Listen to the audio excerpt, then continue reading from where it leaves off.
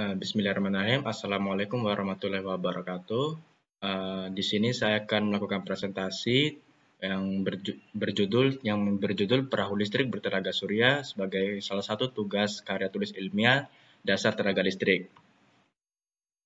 Baik, perkenalkan dulu, nama saya adalah Asrul Sani dengan NIM F1B021111. Di sini saya akan mempresentasikan karya tulis ilmiah saya dengan berjudul Perahu Listrik Bertenaga Surya. Yang pertama itu adalah latar belakang. Banyak nelayan di Indonesia yang masih menggunakan perahu diesel atau bertenaga solar.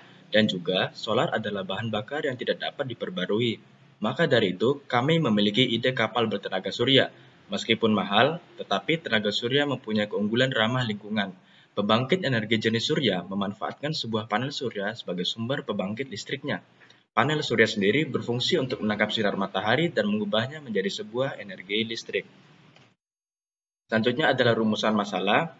Yang pertama itu adalah mengapa banyak nelayan menggunakan bahan bakar solar. Yang kedua, apa keunggulan dari tenaga surya. Yang ketiga, jenis-jenis panel surya yang ada.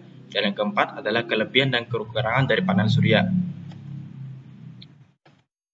Yang pertama, tujuan dari kami memilih karya tulis ilmiah ini adalah membuat ide perahu bertenaga surya agar nelayan dapat melaut dengan aman dan tidak mencemari lingkungan ekosistem laut. Dasar teori kami mempunyai dua macam. Yang pertama itu adalah alasan nelayan menggunakan bahan bakar solar, dan yang kedua itu keunggulan tenaga surya. Yang pertama, alasan nelayan menggunakan bahan bakar solar. Masih banyak nelayan yang menggunakan bahan bakar solar, tetapi nelayan harus membeli solar setiap hari untuk melaut. Hal ini tidak efisien, karena mereka harus mengeluarkan uang setiap hari hanya untuk membeli solar. Bahkan, dalam 2 minggu nelayan membutuhkan 200 liter solar. Berarti dalam sehari nelayan membutuhkan kurang lebih 14 liter solar. Dan dalam 2 minggu nelayan menghabiskan sekitar Rp1.030.000 untuk persediaan solar selama 2 minggu. Yang kedua, keunggulan tenaga surya. Karena energi surya mempunyai beberapa kelebihan, seperti nelayan tidak perlu lagi membeli solar ke SPBN, ada penampung daya, sehingga jika cuaca berawan cenderung mendung di tengah laut, nelayan dapat kembali ke daratan dengan menggunakan sisa energi yang tersimpan di dalam baterai. Energi surya juga ramah lingkungan, tidak ada gas buang yang dihasilkan oleh energi surya, dan juga bila perawatan panel surya itu baik, maka panel surya dapat digunakan selama 20 hingga 30 tahun ke depan. Selanjutnya adalah jenis-jenis panel surya. Jenis-jenis panel surya ini terdapat 3 macam. Yang pertama itu adalah monokristalin silikon. Panel surya tipe ini menggunakan material silikon sebagai bahan utama penyusun sel surya. Material silikon ini diiris tipis menggunakan teknologi khusus. Dengan digunakannya teknologi inilah, kepingan sel surya yang dihasilkan akan identik satu dengan lainnya dan juga memiliki kinerja tinggi. Tipe panel surya ini menggunakan sel surya jenis kristalin tunggal yang memiliki efisien yang sangat tinggi.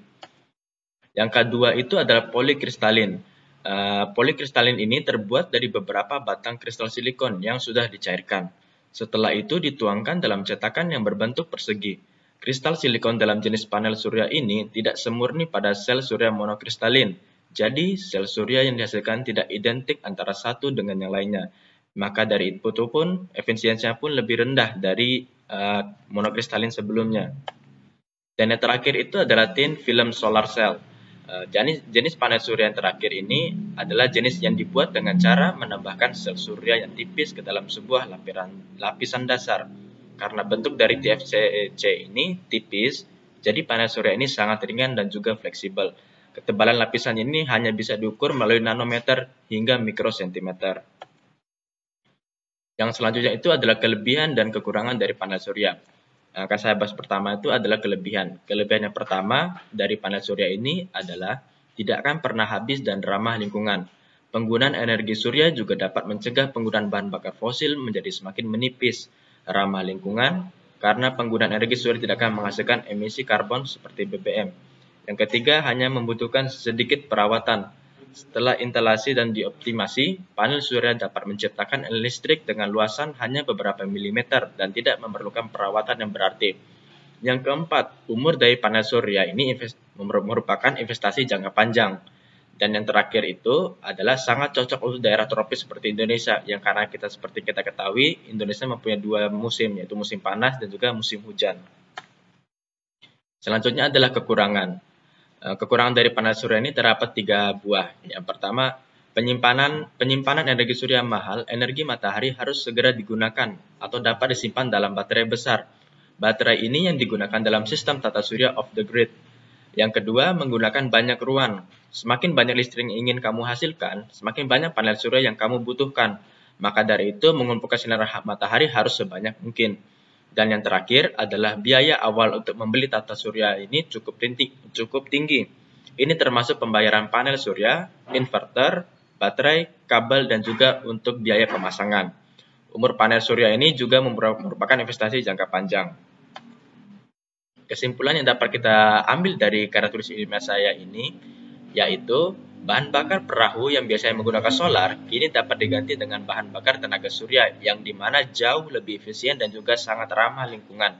Energi surya dapat dimanfaatkan sebagai bahan bakar dengan kelebihan dan juga kekurangannya. Maka dari itu, kami sangat senang hati bila ide kami bisa dikembangkan lebih lanjut. Sekian dari presentasi saya sekali ini. Mohon maaf apabila ada kesalahan kata. Wassalamualaikum warahmatullahi wabarakatuh.